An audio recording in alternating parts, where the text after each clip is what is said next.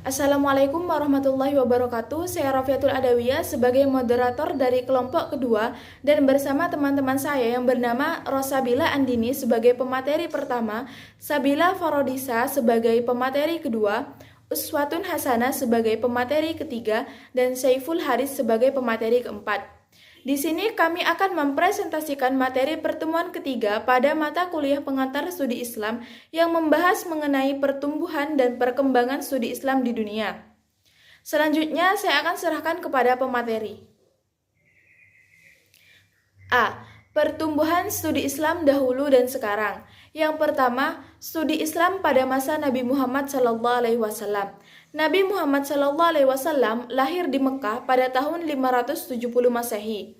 Pada tahun 610 Masehi, para sejarawan menandai masa kenabian dan kerasulan Nabi Muhammad SAW. Ketika beliau menerima wahyu pertama pada tahun 611 Masehi. Secara keseluruhan di bawah bimbingan Nabi Muhammad SAW yang berlangsung selama 23 tahun, yang rinciannya selama 13 tahun dilakukan di Mekah dan berada di Madinah selama 10 tahun. Ayat-ayat Al-Quran yang satu dijelaskan dengan ayat Al-Quran yang lain. Terkadang juga dijelaskan oleh Nabi Muhammad SAW sendiri yang kemudian dikenal dengan hadis.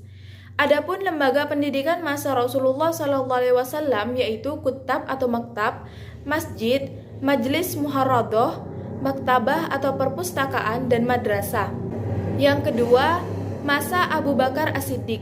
Adapun metode pembelajaran yang dilakukan oleh Abu Bakar As-Siddiq masih sama seperti pada zaman Nabi Muhammad SAW, baik dari segi materi maupun lembaga pendidikannya. Dari segi materi ada tauhid, akhlak, sopan santun, dan kesehatan. Yang ketiga, pada masa Umar bin Khattab. Setelah Abu Bakar wafat, kepemimpinannya digantikan oleh Umar bin Khattab yang melalui proses musyawarah Abu Bakar sebelum ia meninggal dan para sahabat yang lain. Jika dilihat dari sisi kurikulumnya, pada masa Khalifah Umar bin Khattab adalah belajar tentang membaca dan menulis Al-Quran dan menghafalnya, karena pada masa ini banyak para penghafal Quran yang gugur dalam perang, serta belajar pokok-pokok agama Islam. Yang keempat, pada masa Utsman bin Affan. Setelah Umar meninggal dunia, pemerintahan digantikan oleh Utsman bin Affan. Pada masa Utsman bin Affan, pendidikan Islam tidak jauh berbeda dengan pemerintahan sebelumnya. Yang kelima, pada masa Ali bin Abi Thalib. Pada masa pemerintahan Ali bin Abi Thalib tidak berfokus pada peningkatan pendidikan, tetapi memfokuskan untuk meneruskan ajaran pada masa pemerintahan Rasulullah SAW yaitu pengajaran membaca dan menulis ajaran-ajaran Islam yang berpatokan pada Al-Quran, hadis, dan sunnah Rasul.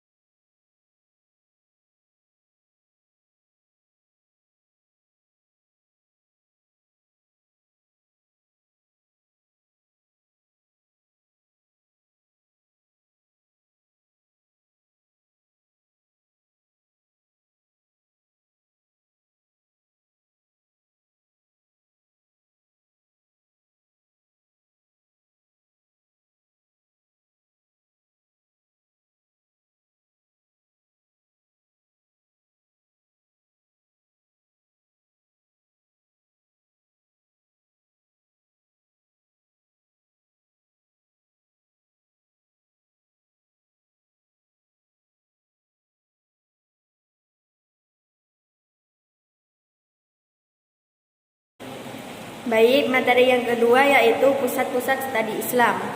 Dalam sejarah Muslim, dicatat sejumlah lembaga kajian Islam di sejumlah kota. Yang pertama, Nizamiyah di Baghdad. Perguruan tinggi Nizamiyah di Baghdad berdiri pada tahun 455 Hijriah atau 1063 Masehi.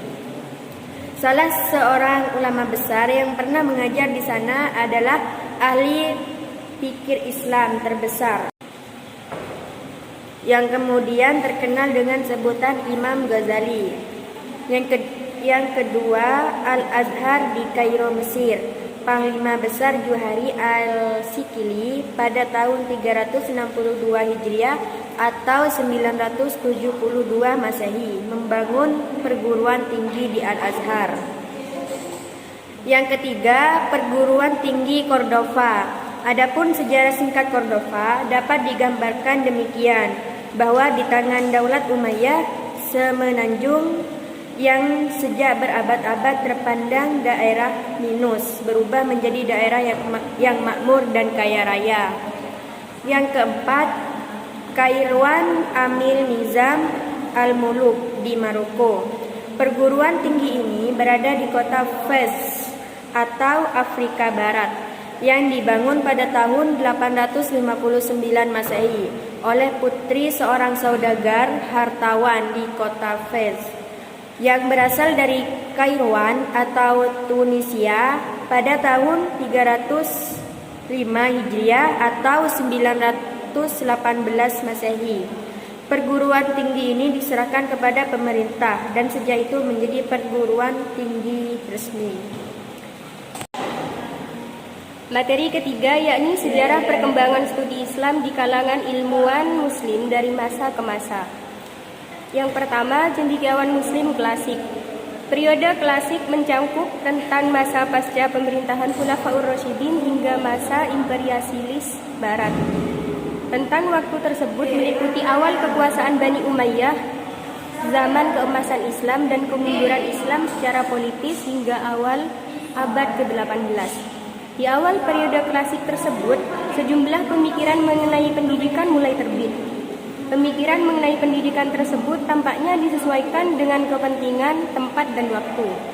Yang kedua, cendekiawan muslim modern. Menjelang periode modern ini, setelah Bani Abbas dan Bani Umayyah secara politik dapat dilumpuhkan, kekuasaan Islam masih bisa dipertahankan.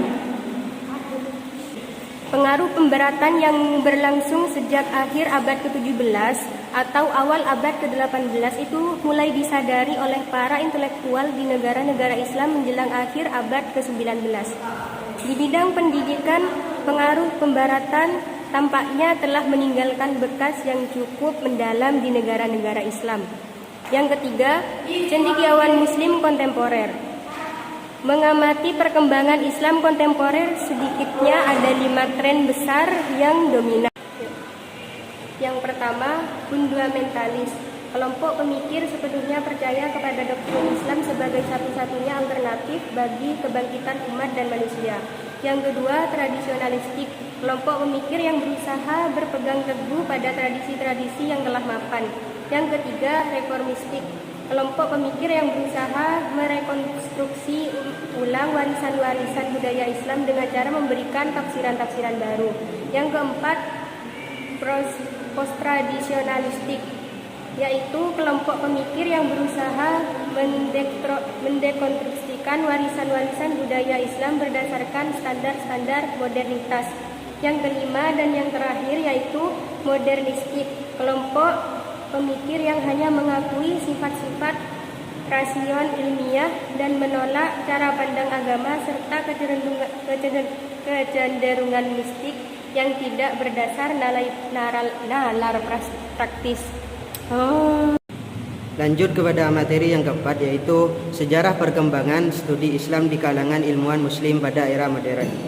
Pada perkembangan Islam di abad modern ini, umat Islam timbul kesadarannya bahwa pentingnya ajaran Islam yang sesuai dengan ajaran yang dibawa oleh Rasulullah SAW, sehingga dapat dijadikan sebagai pedoman hidup.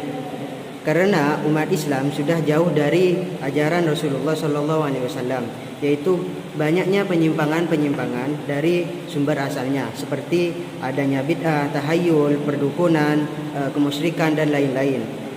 Itu sangat merebak dan hampir sama seperti kehidupan pada zaman jahiliyah. Dengan kondisi umat Islam tersebut, maka muncullah para pembaru, yaitu suatu gerakan pemurnian terhadap ajaran agama Islam yang sesuai dengan ajaran yang bersumber pada Al-Quran dan hadis. Dalam hal perkembangan kebudayaan pada masa modern juga mengalami kemajuan di berbagai negara Islam. Artinya, negara yang mayoritas berpenduduk Islam seperti Mesir, Arab Saudi, Irak, Malaysia, dan Indonesia. Sekian presentasi dari kelompok kami. Jika ada salah atau tutur kata yang kurang berkenan, mohon dimaafkan. Wallahu